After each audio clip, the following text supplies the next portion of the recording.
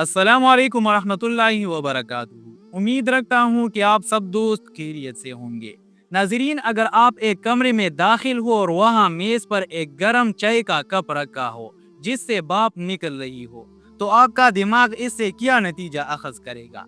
क्या आप ये सोचेंगे कि ये चाय खुद ब खुद हवा के मालिक्यूल्स टकराने से बन गई, केतली गर्म हुई और कप मेज पर आ गया?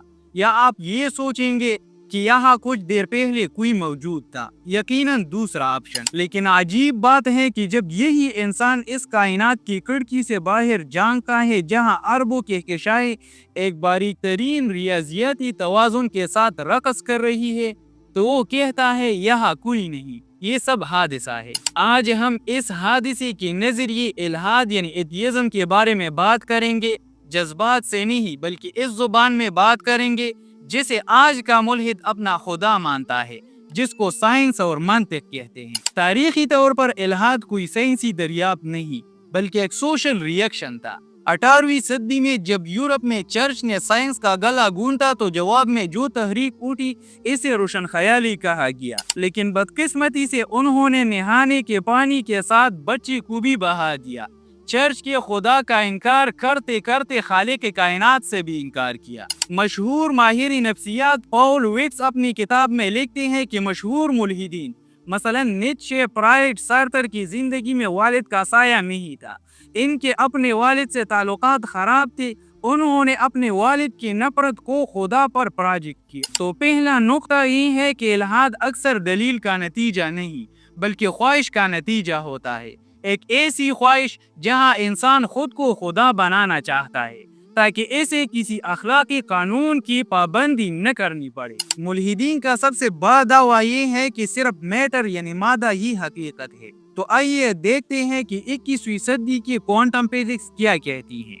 The observer effect. Quantum mechanics का मशहूर तरीन तजर्बा डबल स्लिट एक्सपेरिमेंट हमें ये दिखाता है कि इलेक्ट्रॉन इस वक्त तक अपनी जगह को मुतय्यन नहीं करता जब तक इसे देखा न जाए, यानी ऑब्जर्वर पहले जरूरी है। क्वांटम थ्योरी के बानी कहते हैं कि मादा बजाते खुद कोई चीज नहीं, तमाम मादा एक कुव्वत की वजह से कायम है जो एटम के ज़र्रात को जोड़े रखते हैं।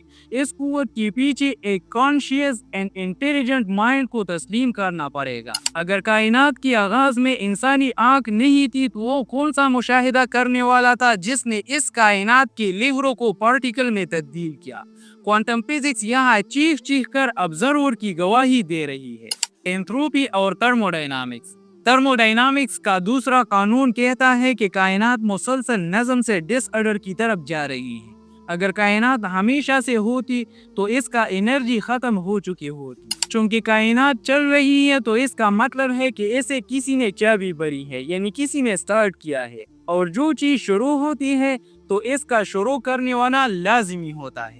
अब जरा अपनी जात के अंदर झांकिए। बायोलॉजी में डार्विन के जमाने से अब तक जमीन व आसमान का फर्क आ चुका है।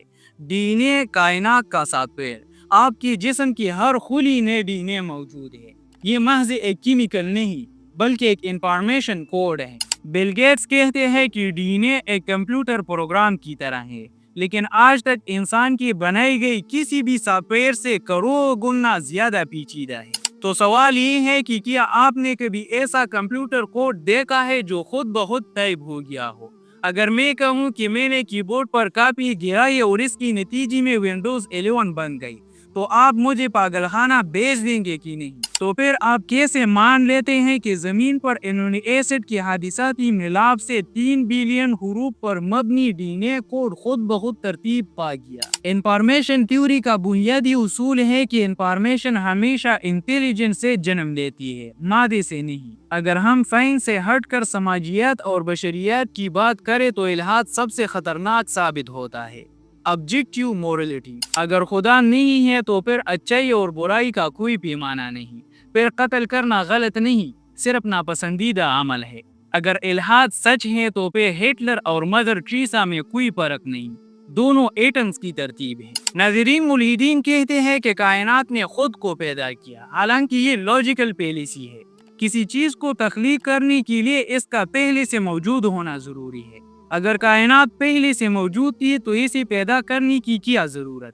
اگر نہیں تھی تو سیلف کریشن از امپاسبل۔ تو ناظرین، کائنات کو کسی ایسی ہستی نے پیدا کیا جو کائنات سے باہر مادہ، وقت اور جگہ کی قید سے آزاد ہو۔ فلسفے کی زبان نے اسے نیسیسری بینگ یعنی واجب الوجود، اور مذہب کی زبان نے اسے اللہ کہتے ہیں۔ تو ناظرین، آج کی یہ تھی مختصر سی ویڈیو۔ اگر اس ویڈیو کے حوالے سے آپ کے ذہن میں کوئی سوال ہو تو آپ ہمیں بتا سکتے ہیں۔ ملتے ہیں انشاءاللہ نیکسٹ ویڈیو میں۔